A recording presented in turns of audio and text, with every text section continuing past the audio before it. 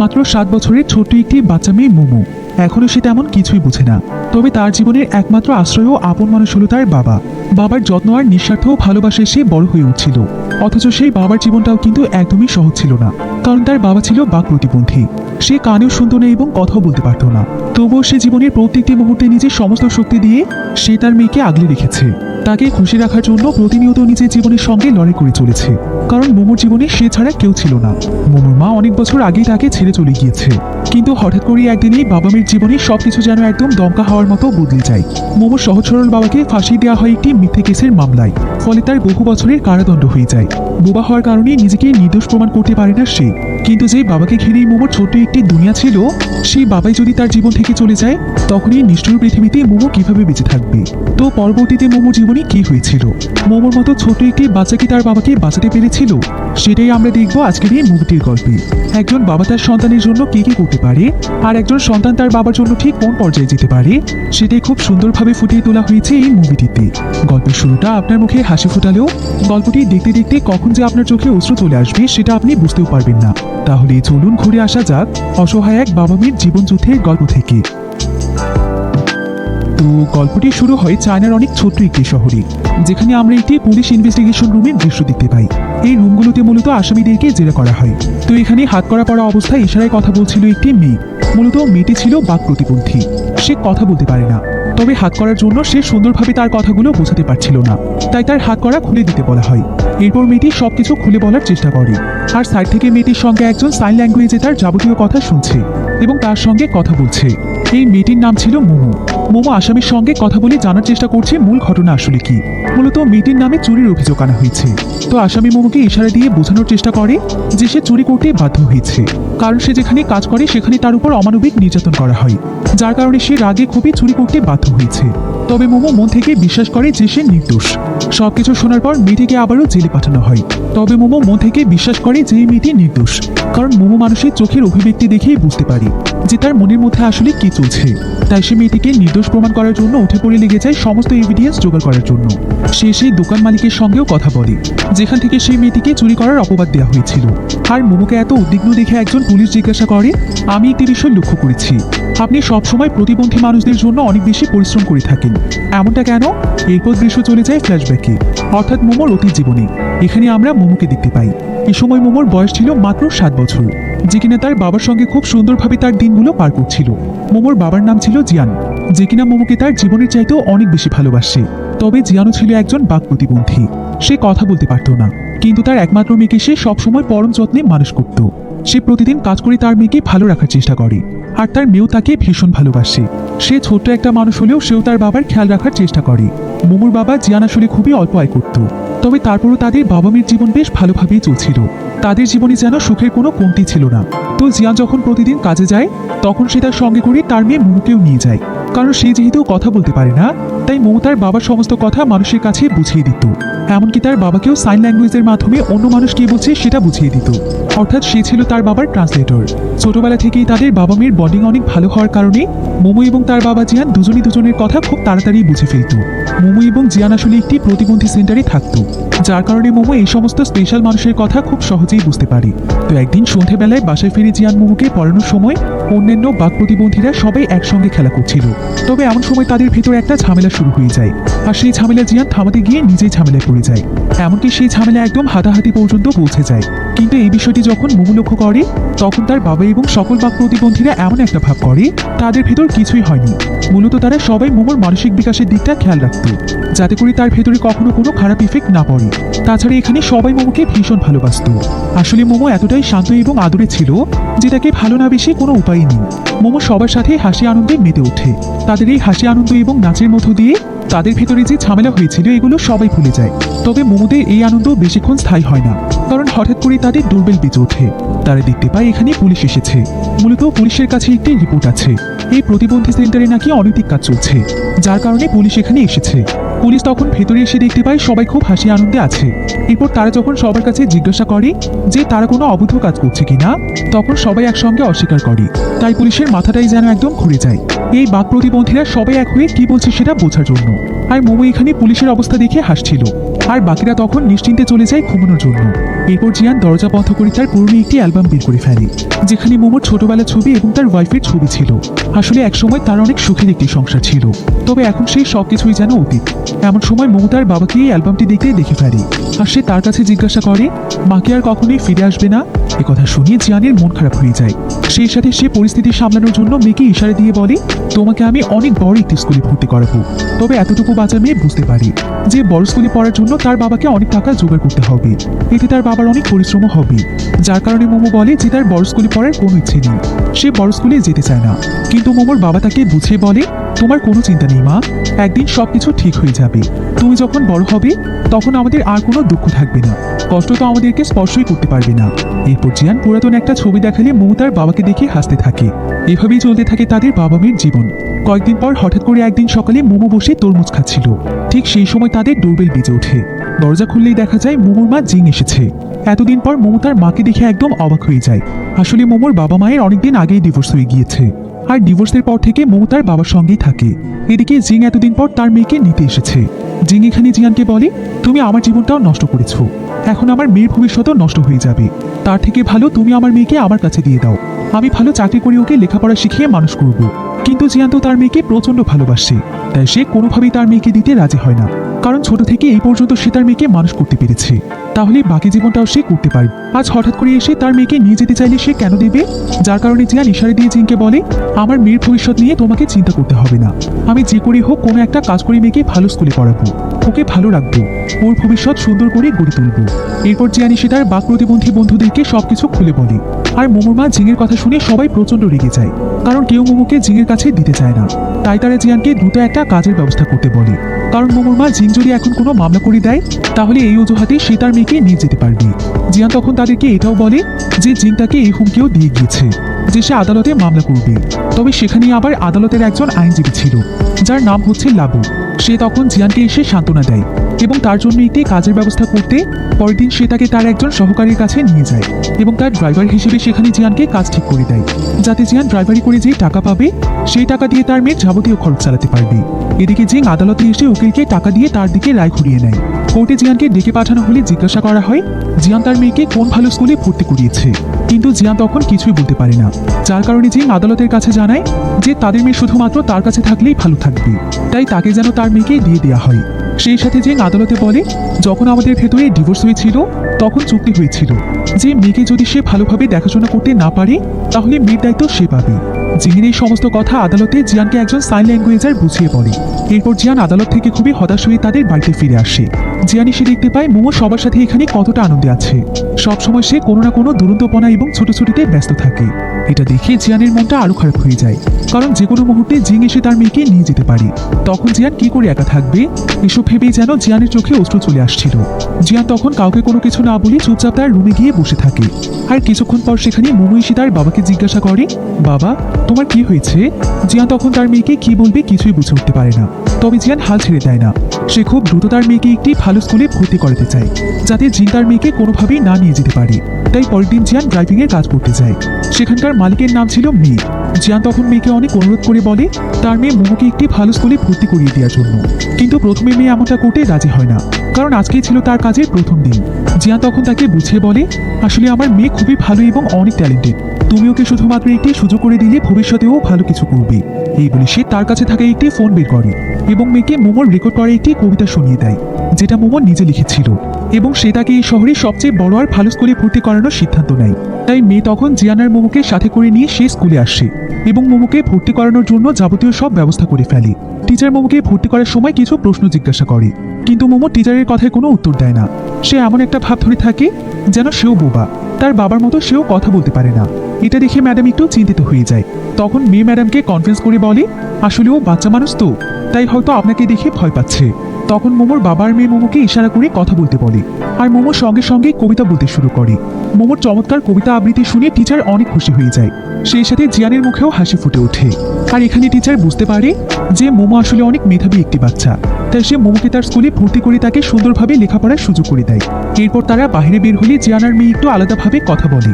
মেয়ে এখানে জিয়ানকে ইশারা দিয়ে বুঝিয়ে বলে, কোর্টে তোমার স্ত্রীর বিরুদ্ধে কেস লড়তে গেলে উকিলকে অনেক টাকা দিতে হবে, শুধু মেয়েকে স্কুলে ভর্তি করলে হয়ে যাবে বিষয়টি এমন নয়। স্কুলের যাবতীয় খরচ বহনের পাশাপাশি মেয়েকে ভালো রাখার জন্য খরচ আছে, এবং এই কেস থেকে রেহাই পেতে গেলেও তার জন্য অনেক টাকা খরচ করতে হবে। আর এই টাকাগুলো শুধুমাত্র ড্রাইভারি করে ম্যানেজ করা সম্ভব নয়। তারা এখানে ইশারায় বিভিন্নভাবে কথা বলে, ছায়ার সঙ্গে খেলা করে আনন্দ করতে থাকে। কারণ আজ রাতে ছিল মোমো আর তার বাবার সঙ্গে কাটানো শেষ রাত। কারণ পরের দিনই মোমোকে স্কুলের বোর্ডিংয়ে চলে যেতে হবে। তো পরের দিন সকালবেলায় মোমো যখন রেডি হয়ে স্কুলের জন্য বের হচ্ছিল, তখন তাদের প্রতিবন্ধী সেন্টারে সবাই মোমোকে বিভিন্ন গিফট দেয় এবং তাকে অনেক আদর করে। এসব কিছু দেখে মোমো বেশ ইমোশনাল হয়ে যায়, কারণ এখানকার সবাই ছিল তার বন্ধু। তাদেরকে রেখে দূরে থাকাটা তার জন্য অনেকটাই কষ্টকর। এবার মোমো যখন গাড়িতে উঠে স্কুলের জন্য রওনা হয়, তখন সেখানকার সবাই মোমোর জন্য কাঁদতে থাকে, কারণ তারা সবাই এই বাচ্চাটিকে খুবই ভালোবাসত। তাকে ঘিরেই ছিল তাদের হাসি আনন্দ সবকিছু। কিন্তু একটি বিষয় ভেবে তারা সবাই খুবই খুশি হয় যে মোমো এমন একটি ভালো স্কুলে পড়লে ভবিষ্যতে বড় কিছু করতে পারবে। এদিকে সবাইকে ছেড়ে চলে আসার পর মোমোর আজকে সারাদিন মন খারাপ ছিল। এজন্য সেদিন মোমো স্কুলের টিচারের সঙ্গে কোনো কথাই বলছিল না, সে চুপচাপ ছিল। কিন্তু যখন মোমো বুঝতে পারে যে তার বাবা তাকে এই স্কুলে ভর্তি করানোর জন্য কতটা কষ্ট করেছে, তখন সে তার বাবাকে খুশি করানোর জন্য কথা বলে। মোমো আসলে ছোট হলেও অনেক কিছুই বোঝে। এরপর মোমো চলে আসে তার স্কুলে তার দিনগুলো বেশ ভালোই কাটতে থাকে। মোমো খুব অল্প সময়ের ভেতর সবার সঙ্গে ভালো বন্ধুত্ব করে ফেলে। সে নতুন বন্ধু পেয়ে স্কুলে পড়তে এখন ভীষণ ভালোবাসে। এদিকে জিয়ান লাবুর কথা মতো মোমোর সঙ্গে থাকার জন্য একটি হোটেল ভাড়া করে নেয়।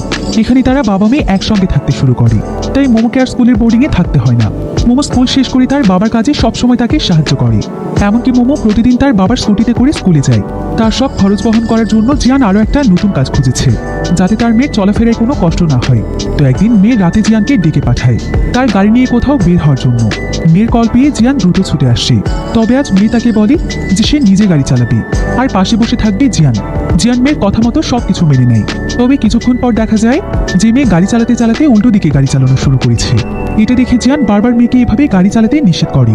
সে ইশারা করে তাকে গাড়ি থামাতে বলে, কিন্তু মেয়ে তার কোনো কথাই শুনছিল না।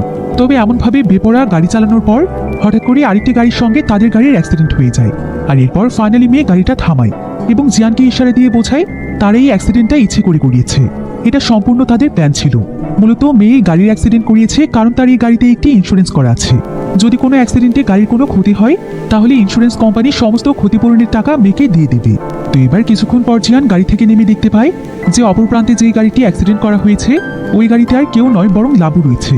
অর্থাৎ লাবু আর মেয়ে দুজন মিলে এই প্ল্যান করে তাদের গাড়ির অ্যাক্সিডেন্ট করিয়েছে। এমনকি জিয়ান এটাও দেখতে পায় যে গাড়ির যতটুকু ক্ষতি হয়েছে তার থেকে বেশি ক্ষতি করার জন্য লাবু গাড়ির রেঞ্জ নিয়ে গাড়িটিকে আঘাত করে এবং ইচ্ছে মতো গাড়িটিকে ভাঙতে থাকে, যাতে ইন্স্যুরেন্স কোম্পানিকে বলতে পারে এই গাড়িটি রোড অ্যাক্সিডেন্টে ক্ষতি হয়েছে। এসব কিছুর জন্য জিয়ান আজকে অনেক রাত করে হোটেলে আসতেই হোটেল ম্যানেজার জিয়ানকে অনেক কথা শোনায়। সেই সাথে তার বকেয়া হোটেল ভাড়াও দিয়ে দিতে বলে এবং তাকে ওয়ার্নিং দিয়ে বলে, যদি 2 দিনের ভেতর তুমি হোটেল ভাড়া না দাও, তাহলে তোমাকে আর তোমার মেয়েকে হোটেল থেকে বের করে দেব। কথা শুনিয়ে জিয়ান অনেক দুশ্চিন্তায় পড়ে যায়। এখন সে কি করবে কিছুই বুঝতে পারছিল না, কারণ তার কাছে টাকা ম্যানেজ করার কোনো উপায় ছিল না। তবে পরের দিন জিয়ান দেখতে পায় যে সত্যি সত্যি মেয়ে সে ইন্স্যুরেন্স কোম্পানি থেকে অনেক টাকা পেয়েছে, যার কারণে সে অনেক চিন্তা ভাবনা করে সে ইন্স্যুরেন্স কোম্পানির সঙ্গে দেখা করতে যায়। আর সেখানে সে মেয়ে আর লাবুদের বসের সঙ্গে দেখা করে।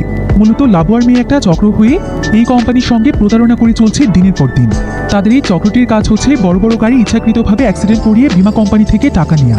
তো সেই প্রতারক চক্রের প্রধান জাওয়ের সঙ্গে জিয়ান দেখা করে। জিয়ান খুব ভালোভাবেই জানে যে জাওয়ের কাছে সে কোনো ভালো কাজ পাবে না, তারপরও সে অভাবে পড়ে এখন খারাপ রাস্তা বেছে নিয়েছে। তবে এমনিতে সে অনেক সৎ একজন মানুষ। তো দেখা যায় জাও জিয়ানকে তার সম্পূর্ণ কাজ খুব ভালোভাবে বুঝিয়ে দেয়। আসলে এখন মোমোকে তার কাছে রাখার জন্য আদালতে তাকে প্রতি মাসে মোটা অঙ্কের টাকা দিতে হবে, যার কারণে জিয়ান এই কাজটি খারাপ জানা সত্ত্বেও কাজটি করতে রাজি হয়ে যায়। তবে এই কাজটি করতে প্রতিদিন রাতেই তাকে গাড়ি নিয়ে বের হতে হবে, কারণ এই কাজগুলো রাতের আধারেই করতে হয়। এরপর দেখা যায় জিয়ান প্রতিদিন রাতে একা একা মোমোকে ঘুম পাড়িয়ে রেখে হোটেল থেকে বেরিয়ে আসে। আর সে যাওয়ার কথা মতো বিভিন্ন গাড়ি অ্যাক্সিডেন্ট করায়। যাই হোক, একদিন এমনভাবে গাড়ি অ্যাক্সিডেন্টের উদ্দেশ্যে জিয়ান বের হলে সে বারবার করে গাড়িটিকে চালিয়ে সেটাকে অ্যাক্সিডেন্ট করাতে থাকে, কারণ গাড়িটি সহজে ভাঙছিল না। কিন্তু এতে করে জিয়ানও তার শরীরে অনেক আঘাত পায়। অ্যাক্সিডেন্টে গাড়ির কাঁচ ভেঙে জিয়ানের মাথায় কাঁচের টুকরো ঢুকে যায়। তবে তারপরও জিয়ান বিন্দুমাত্র পিছপা হয় না, কারণ সে জানে যে এই কাজটি করতে পারলে সে অনেকগুলো টাকা পাবে, তার মেয়ের ভবিষ্যৎটিকে ভালোভাবে গড়তে পারবে। তাই সে হাজার কষ্ট হলেও মোমোর জন্য প্রত্যেকটি কাজের জন্যই প্রস্তুত ছিল। প্রথম মোমো এই বিষয়গুলো তেমন একটা বুঝতে পারতো না, কিন্তু পরবর্তীতে সে লক্ষ্য করে যে তার বাবা আগের চাইতে অনেকটাই ক্লান্ত থাকে। সবসময় তার চোখে মুখে ঘুমের রেশ লেগে থাকে। এমনকি মাঝে মাঝে সে তার বাবার শরীরে আঘাতের চিহ্ন দেখতে পায়। বাবার শরীরে এভাবে ক্ষত দেখে মোমো বেশ ভয় পেয়ে যায়। এমনকি প্রায় সময় মোমো তার বাবার কাছে জিজ্ঞাসা করে, আচ্ছা বাবা, সত্যি করে বলো তো তোমার কি হয়েছে? কিন্তু তার বাবা জিয়ান তাকে কোনো উত্তরই দিত না। এমনকি সে মোমোকে নিয়ে যখন গার্ডেনে যেত তখন মোমো অসহায়ের মতো তার বাবার মুখের দিকে তাকিয়ে থাকতো। আগের মতো সে তার বাবার সঙ্গে খেলা করতে চাইতো।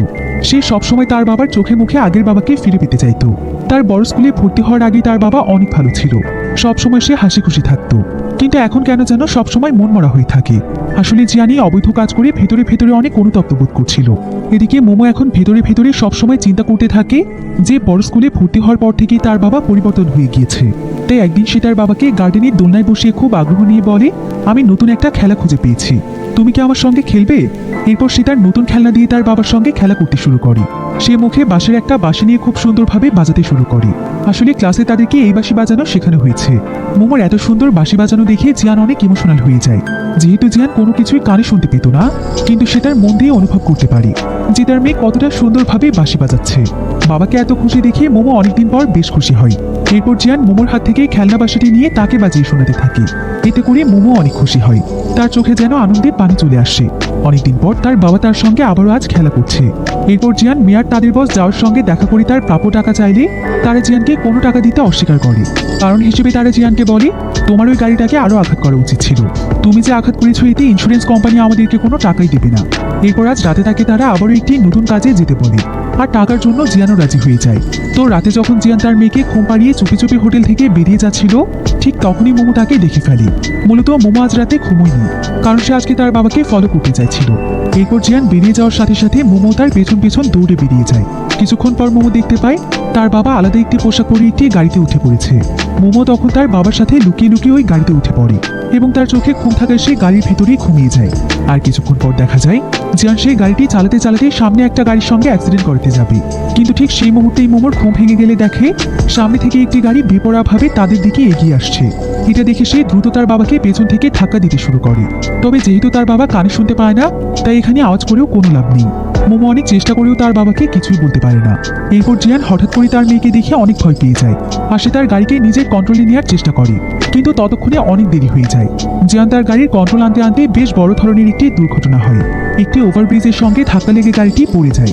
এতে করে গাড়ির ভেতরে থাকা তার মেয়েও অনেক আহত হয়। জিয়ানেরও অনেক আঘাত লেগেছিল। তারপরও সে দ্রুত গাড়ির ভেতর থেকে তার মেয়েকে বের করে দেখতে পায় যে মোমোর অবস্থা খুবই খারাপ। সে এখন এই অবস্থায় তার মেয়েকে নিয়ে কোথায় যাবে, কি করবে কিছুই বুঝতে পারছিল না। এরপর সে তার মেয়েকে কোলে নিয়ে সামনের দিকে ছুটতে থাকে। আশেপাশে এখন একটি গাড়িও ছিল না। জিয়ানের এমন অবস্থা যে সে চিৎকার করে কাউকে ডাকতেও পারে না। জিয়ান শুধু পাগলের মতো তার মেয়েকে নিয়ে ছুটতে থাকে। মনে হচ্ছিল কেউ যেন তার হৃৎপিণ্ডের একটি টুকরোকে নিয়ে যাচ্ছে। জিয়ান অনেক চেষ্টা করেও সেখানে কারো সাহায্য পায় না। তবে সে অনেক কষ্ট করে কোনো মতে তার মেয়েকে নিয়ে হসপিটালে পৌঁছে যায়। কিন্তু সে ডক্টরকে কোনো কিছু বলে পৌঁছাতে পারছিল না, কারণ হাসপাতালে সাইন ল্যাঙ্গুয়েজ বোঝার মতো কেউ ছিল না। ডক্টররা যখন জিয়ানের কাছে বারবার তার পরিবারের খোঁজ করছিল, এক পর্যায়ে জিয়ান বাধ্য হয়ে ডক্টরকে তার ওয়াইফ জিংয়ের নাম্বার দিয়ে দেয়। কারণ ডক্টররা তার কথা বুঝতে না পারার কারণে তারা তাদের পরিবারের অন্য কারোর সাথে কথা বলতে চাইছিল। তাই জিয়ান বাধ্য হয়ে জিংয়ের নম্বরটি দিয়ে দেয়, যাতে করে জিংয়ের সে অন্তত ডক্টরদেরকে বুঝিয়ে বলতে পারে যেন তারা তার মেয়ের ভালোভাবে চিকিৎসা করে। এদিকে জিন হসপিটাল থেকে খবর পাওয়ার সঙ্গে সঙ্গে সেখানে দৌড়ে ছুটে আসে। হসপিটালে এসে সে দেখতে পায় জিয়ানের খুবই বাজে অবস্থা, আর সে মন খারাপ করে বাইরে বসে আছে। এরপর জিং যখন ডক্টরের সঙ্গে কথা বলতে আসে, তখন সে জানতে পারে মোমোর অবস্থা অনেক খারাপ। সে গুরুতরভাবে আঘাত পেয়েছে, আর তার শরীর থেকে অনেক রক্তক্ষরণ হয়েছে। তার চিকিৎসার জন্য অনেক টাকার প্রয়োজন। এসব জানতে পেরে জিয়ান খুবই কষ্ট পায়। সে যেন তার নিজেকেই ক্ষমা করতে পারছিল না, কারণ তার ভুলের কারণেই তার মেয়ের সঙ্গে এমন কিছু হয়েছে। সে যদি কোনো অন্যায় পথ বেছে না নিত, আজকে হয়তো তার মেয়ে মোমোর এই অবস্থা হতো না। সে ভাবছিল সৃষ্টিকর্তা হয়তো তাকে শাস্তি দিয়েছে, তার পাপের জন্য তার মেয়েকে আজকে চরম মূল্য দিতে হচ্ছে। জিন তখন মোমোকে তার বুকে জড়িয়ে নিয়ে বাইরে বেরিয়ে আসে, কারণ মোমোর কন্ডিশন এখন কিছুটা ভালো হয়েছে। তাই ডক্টর মোমোকে বাড়িতে নিয়ে যেতে বলেছে। তবে মোমোর এই অবস্থা দেখে জিং তো জিয়ানের উপর প্রচন্ড রেগে যায়। সে মোমোকে বুকে জড়িয়ে নিয়ে জিয়ানকে উদ্দেশ্য করে বলে যে তার জন্যই আজকে তার মেয়ের এই অবস্থা। এত বড় ঘটনার পর সে তো আর কোনোভাবেই তার মেয়েকে তার কাছে রাখবে না, মোমোকে যেভাবেই হোক সে নিয়ে যাবে। এসব বলে জিন তখন জোর করে মোমোকে নিয়ে যাচ্ছিল। কিন্তু জিয়ান এখানে কথা বলতে না পারলেও বারবার জিনকে অনুরোধ করছিল যাতে করে সে কোনোভাবে তার মেয়েটাকে নিয়ে না যায়, কারণ তার মেয়েটি তো তার বেঁচে থাকার শেষ অবলম্বন। কিন্তু জিন তার উপর এত বেশি রেগেছিল যে সে তার কোনো কথাই শুনতে চাইছিল না। এমনকি আজ থেকে সে জিয়ানকে মোমোর কাছ থেকে দূরে থাকতে বলে এবং বলে যে তার সঙ্গে তাদের আদালতে দেখা হবে। এই বলে সে মোমোকে নিয়ে সেখান থেকে চলে যায়। এবার মোমো একটু সুস্থ হলে জিয়ানকে আদালতে ডাকা হয়। জিয়ান এখানে লজ্জায় তার মাথায় নিচু করে রাখে, কিন্তু সে তার মেয়ে মোমোকে দেখার জন্য একদম অস্থির হয়ে পড়েছিল। তবে জিং তাকে বলে যে সে যেন তার মেয়ের কথা বলার সাহস দ্বিতীয়বার না করে। জিয়ান তখন বুঝতে পারছিল না যে সে আদালতে আজকে কি বলবে, যাতে করে তারা তার মেয়েকে তাকে ফিরিয়ে দেয়। এরপর অনেক সাহস করে জিয়ান তাদের সবাইকে বুঝিয়ে বলে যে তার সঙ্গে আসলে কি হয়েছিল, কেন তার মেয়ের এই অবস্থা হয়েছে। সবকিছু শোনার পর আদালতে সিদ্ধান্ত নেওয়া হয় যে মোমো আজকে যাকে বেছে নেবে তার কাছেই তাকে দিয়ে দেওয়া হবে। তাই কিছুক্ষণ পর মোমোকে সেখানে নিয়ে আসা হয়। মোমো প্রায় অনেক সময় যাবত তার বাবার মুখের দিকে তাকিয়ে থাকে, তবে তার বাবার লজ্জায় তার দিকে চোখ তুলে তাকাতে পারছিল না, কারণ তার জন্যই তো তার মেয়েকে কতটা কষ্ট পেতে হয়েছে। এরপর মোমোকে প্রশ্ন করা হয় যে সে কার সঙ্গে থাকতে চায়, তার বাবার সঙ্গে নাকি তার মায়ের সঙ্গে। এই প্রশ্ন শুনে মোমো একদম নিস্তব্ধ হয়ে যায়। সে সেখানে কোনো কথাই বলছিল না। আসলে একজন সন্তানের কাছে এই প্রশ্নটি সবচাইতে কঠিন প্রশ্ন। এবার মোমো প্রায় অনেক সময় যাবৎ চিন্তা ভাবনা করে তার একটি আঙুল তার মায়ের দিকে দেখিয়ে দেয়, অর্থাৎ সে তার মায়ের সঙ্গে থাকতে চায়। এটা দেখে জিং প্রচন্ড খুশি হয়ে যায়, আর সে দৌড়ে গিয়ে মোমোকে জড়িয়ে ধরে। আর জিয়ানের হৃদয়টা যেন একদম ভেঙে চুরে তছনছ হয়ে যায়, কারণ যেই মেয়েকে সে ছোটবেলা থেকে এতটা কষ্ট করে লালন পালন করেছে, সেই মেয়ে কিনা আজকে তাকে রেখে তার মাকে বেছে নিয়েছে। তাই জিয়ান খুবই কষ্ট পাচ্ছিল, কারণ জিয়ান জানতো যে মোমো যদি জিংয়ের কাছে চলে যায় তাহলে জিং তাকে মোমোর সঙ্গে দেখা করতে দেবে না। তাই তার খুবই কষ্ট হচ্ছিল। এবার আদালত থেকে জিংয়ের কাছে মোমোর সমস্ত দায়িত্ব দেওয়া হয়, অর্থাৎ জিং মোমোকে পেয়ে যায়। আসলে জিং মোমোকে তার বাবার ব্যাপারে সবকিছু খুলে বলেছিল, যে তার বাবা কিভাবে অবৈধ কাজে নিজেকে জড়িয়ে ফেলেছে। তাই হয়তো মোমোর তার বাবার প্রতি ঘৃণা তৈরি হয়েছে, এই জন্যই আজকে সে তার মাকে বেছে নিয়েছে। এদিকে জিয়ান মনে মনে চিন্তা করে যে মোমো যে সিদ্ধান্ত নিয়েছে সেটা একদম সঠিক সিদ্ধান্ত। তার মেয়েটা ছোট হলেও অনেক বুদ্ধিমান, কারণ মোমো তার মায়ের কাছেই বেশি ভালো থাকবে। আর সে তো বাবা হিসেবে একজন অযোগ্য মানুষ, তা না হলে সে কি এতটা কেয়ারলেস হতে পারত? তাই জিয়ান মোমোর জন্য কষ্ট পেলেও একদিক থেকে তার ভালোই লাগছিল যে মোমো এখন অন্তত ভালো থাকবে। এরপর আস্তে আস্তে মোমো তার মায়ের সঙ্গে প্রায় বেশ কয়েকদিন সময় পার হয়ে যায়। মোমো আস্তে আস্তে স্বাভাবিক হওয়ার চেষ্টা করছিল। মোমোর মা জিং এখন প্রতিদিন মোমোকে স্কুলে দিয়ে আসে এবং নিয়ে আসে। আর এদিকে দেখা যায় জিয়ান প্রতিদিন তার মেয়ে মোমোর স্কুলের সামনে এসে দাঁড়িয়ে থাকে, আর সে দূর থেকে একবার করে হলেও মোমোকে এসে দেখে যায়। তবে সে এই কাজটি লুকিয়ে লুকিয়ে করত। আসলে তার ভেতরে এখন সবসময় একটি অপরাধবোধ কাজ করত, যদিও সে বর্তমানে সেই অবৈধ কাজটি ছেড়ে দিয়েছে, কারণ এখন আর তার টাকার কোনো প্রয়োজন নেই। যে ছোট্ট মানুষটির জন্য তার টাকার প্রয়োজন ছিল, সেই তো এখন তাকে ছেড়ে চলে গিয়েছে। এদিকে আমরা মোমোকে দেখতে পাই, যদিও এখন মোমোর কাছে প্রায় সবকিছুই ছিল, কিন্তু মোমোর মা আসলে মোমোকে খুব একটা সময় দিতে পারতো না। সে তার বর্তমান হাজবেন্ড এবং বাচ্চাকে নিয়ে তার সময় পার করত, আর মোমোর উপর যে যে দায়িত্ব রয়েছে সেটা সে পালন করত। তবে মোমোর বাবা যেমন সবসময় তার সঙ্গে খেলা করতো, তাকে হাসাতো, এমনটা তার মা করতে পারতো না। তাই মোমো আস্তে আস্তে তার বাবার অভাব বুঝতে শুরু করে। তার এখন সবসময় তার বাবার কথা মনে পড়তে থাকে। সে যখন বাইরে অথবা স্কুলে যাওয়ার জন্য বের হয়, আশেপাশে তার চোখ দুটো যেন তার বাবাকেই খুঁজতে থাকে। সে তার বাবার সঙ্গে কাটানোর সেই সুন্দর মুহূর্তগুলো মনে করতে থাকে, যে তার বাবা তাকে খুশি করার জন্য কত কিছু করেছে। মানুষটা কথা বলতে না পারলেও মোমোর কখনো একা ফিল হতো না, কিন্তু এখন তার মনে হচ্ছে সে পৃথিবীতে একদম একা, যার কারণে সে এখন কোনো কিছুতেই মনোযোগ দিতে পারে না। এমনকি ঠিক মতো খাওয়া দাওয়া করে না, ঘুমায় না, সেই সাথে কারোর সঙ্গে তেমন কথাও বলে না। তার মুখটা সবসময় মলিন হয়ে থাকে। আর এই বিষয়গুলো জিং লক্ষ্য করে বুঝতে পারে যে মোমো আসলে তার বাবা জিয়ানকে অনেক মিস করছে। মোমো প্রতিদিন রাতের বেলা একা একা ছায়ের সঙ্গে হাত নাড়িয়ে খেলা করত, ঠিক যেমনটা সে তার বাবার সঙ্গে খেলতো। অন্যদিকে জিয়ানেরও মোমোর মতোই অবস্থা। মোমোকে ছাড়া তার জীবনের যেন সমস্ত রং হারিয়ে গিয়েছে। সে তার মেয়ে মোমোর রেখে যাওয়া খেলনাবাসিগুলো দিয়ে খেলা করে, আর সে তার মেয়েকে মনে করতে থাকে। তো একদিন জিয়ান এমন বাসি নিয়ে খেলা করার সময় সেখানে লাবু আসে এবং দেখতে পায় যে জিয়ান এমন অদ্ভুত আচরণ করছে। এটা দেখে লাবু তাকে বলে, তুমি তো আর কিছুদিনের ভেতর তোমার মেয়ের জন্য পাগল হয়ে যাবে, নিজেকে একটু স্বাভাবিক করার চেষ্টা করো। তোমার মেয়েকে এত ভালোবাসার পরও তোমার মেয়ে তো তোমাকে ছেড়ে চলে গিয়েছে। এরপর লাবু তাকে থ্রেট দিয়ে বলে, তুমি আদালতে গিয়ে আমাদের কোম্পানির নামে কোনো কিছু বলবে না। যদি আমাদের সম্পর্কে কোনো কিছু বলেছ তাহলে আমরা কিন্তু তোমার অবস্থা খারাপ করে ফেলবো। এই বলে সে জিয়ানকে ধাক্কা মেরে দিয়ে সেখান থেকে চলে যায়। মূলত লাবু একটি খবর পেয়েছিল যে জিয়ান সেদিন আদালতে তাদের সেই ইন্স্যুরেন্সের ব্যাপারটি বলে দিয়েছে, তবে সে তখনও তাদের নাম প্রকাশ করেনি। তাই সে আজকে তাকে থ্রেট দিয়ে গিয়েছে, যাতে করে সে তাদের নাম কখনোই কাউকে না বলে। অন্যদিকে আজকে মোমো যখন তার বিছানায় ঘুমোতে যায়, তখন মোমোর মা তাকে বলে যে তারা মোমোকে নিয়ে সারা জীবনের জন্য নিউজিল্যান্ডে চলে যাবে। সেখানে গেলে মোমো খুব সুন্দর একটি ভবিষ্যৎ পাবে। সে তার জন্য নিউজিল্যান্ডের সবচেয়ে বড় স্কুলে অ্যাডমিশনের ব্যবস্থা করে ফেলেছে। তবে এসব শুনে মোমো একটি কথাও বলে না। এরপর দেখতে দেখতেই মোমোর নিউজিল্যান্ডে যাওয়ার দিন চলে আসে।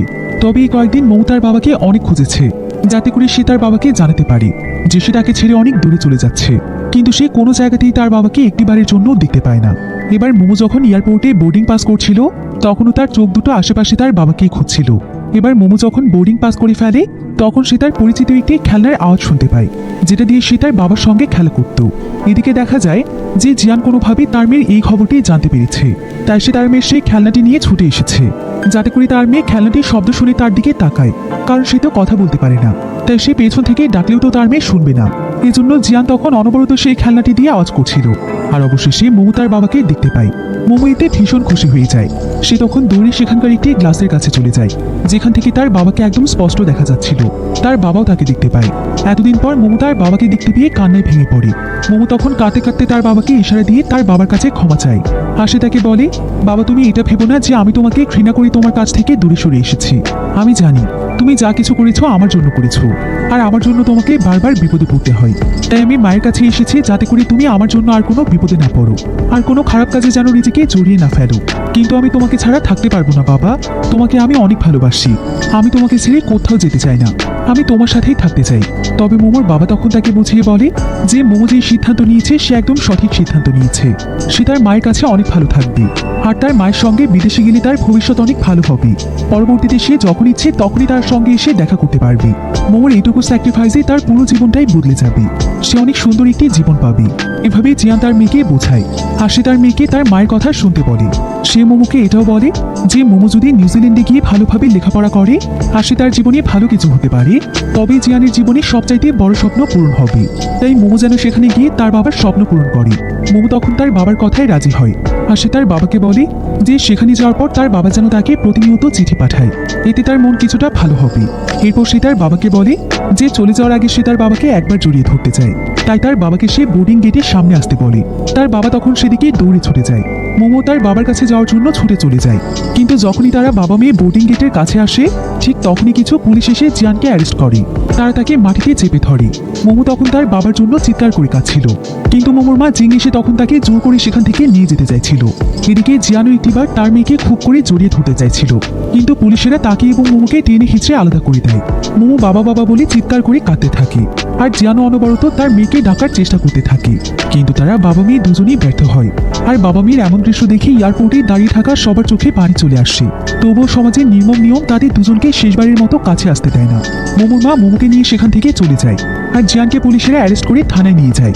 কারণ পুলিশেরা ইনভেস্টিগেশন করে সেই গ্যাংটি সম্পর্কে জানতে পেরেছিল, যারা কিনা ইন্স্যুরেন্স কোম্পানির সঙ্গে প্রতারণা করে চলছে। আর তাদের নামের লিস্টের মধ্যে জিয়ানেরও নাম ছিল। তাই পুলিশ আজকে জিয়ানকে অ্যারেস্ট করে নিয়ে গিয়েছে। এখন এই সমস্ত কিছু নিউজে দেখানো হচ্ছিল, যেটা মোমো টিভির মাধ্যমে দেখতে পায়। সে দেখে যে তার বাবাকে সহ অনেক মানুষকে টেনে হিঁচড়ে থানায় নিয়ে যাওয়া হচ্ছে।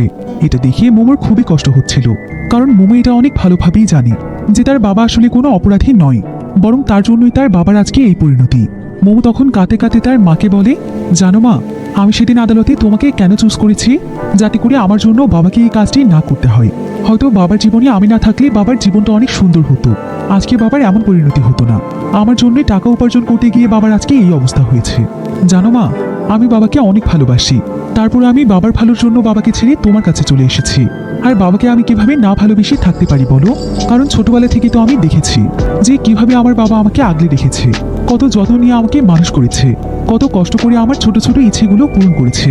অথচ তুমি যখন আমাকে ছেড়ে চলে গিয়েছিলে, তুমি একটিবারও আমার খবর পর্যন্ত নাওনি। তুমি তোমার নতুন পরিবার নিয়ে বেশ ভালোই ছিলে, কিন্তু অন্যদিকে আমার বাবা আমার জন্য নিজের পুরো জীবনটাই দিয়ে দিয়েছে। মোমোর মতো ছোট্ট একটা মানুষের মুখে এসব কথা শুনে মোমোর মা আজকে প্রথমবারের মতো নিজের ভুল বুঝতে পারে। সে বুঝতে পারে যে সে জিয়ান এবং মোমোর সঙ্গে কত বড় অন্যায় করেছে। মাকে ছাড়া মোমোর কতটা কষ্ট হয়েছে, তবে জিয়ান মোমোকে মা বাবা দুজনের ভালোবাসাই দিয়েছে। মোমো তখন কাঁদতে কাঁদতে তার মায়ের কাছে অনুরোধ করে যে তার মা যেন তার বাবাকে সাহায্য করে, তার বাবাকে যেন সে জেল থেকে বের করে নিয়ে আসে। এর বিনিময়ে তার মা তাকে যা বলবে সে তাই শুনবে। তার মা জিঙ্গিতে ইমোশনাল হয়ে তাকে জড়িয়ে ধরে আর আশ্বাস দেয় যে সবকিছু ঠিক হয়ে যাবে। এবার কিছুদিন পর জিয়ানকে আদালতে নিয়ে আসা হয়, কারণ আজকে আদালতে রায় দেওয়া হবে। জিয়ানের জন্য জিয়ানের সমস্ত বন্ধুরা আদালতে এসেছিল, এমনকি জিঙ্গো তার মেয়ে মোমোকে নিয়ে সেখানে চলে এসেছে। আর মোমো যখন এখানে তার বাবাকে হাত করা পড়া অবস্থায় দেখতে পায়, তখন তার ভিতরে খুবই কষ্ট হচ্ছিল। সে সেখানে বসে বসে কাঁদছিল। এদিকে জিয়ানকে দেখে সবাই ইশারা দিয়ে আশ্বাস দিচ্ছিল যে সবাই তার পাশে আছে, সে যেন কোনো ভয় না পায়। একজন সাইন ল্যাঙ্গুয়েজের উকিল এখানে জিয়ানের কাছে জানতে চায় যে এসবের সঙ্গে কে কে জড়িত। সে যদি এখানে সত্য কথা বলে এবং সকলের নাম প্রকাশ করে, তাহলে তার শাস্তি অনেকটাই কমে যাবে। কিন্তু এখানে জিয়ানের উত্তর শুনে সবাই একদম অবাক হয়ে যায়, কারণ জিয়ান এখানে বলে